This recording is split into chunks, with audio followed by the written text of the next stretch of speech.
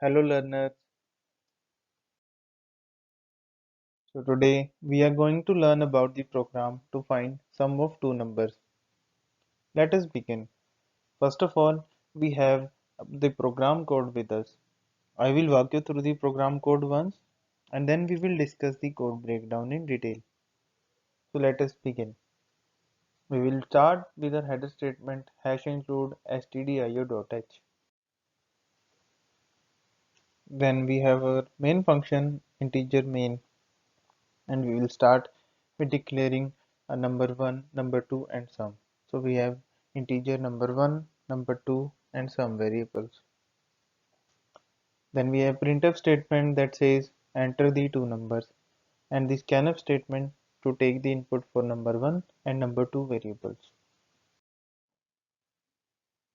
And we will add number 1 and number 2 and store it in variable sum. So we have sum equals to number 1 plus number 2, and we will print the sum as variable sum. In the end, we will return 0. Now moving on, let us discuss the output of the program. So we will have a statement enter the two numbers. Let's say user enters 5 and 6. So the sum will be 11.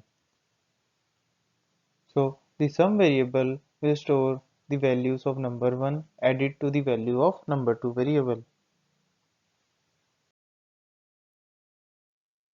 Now since we have seen the code, let us discuss the breakdown in detail.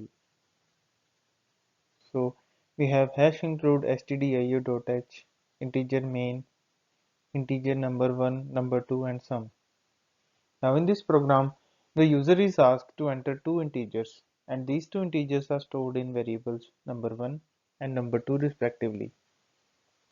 So there is the printf statement that enter the two numbers, and the scanf statement to take the input for variables number 1 and number 2.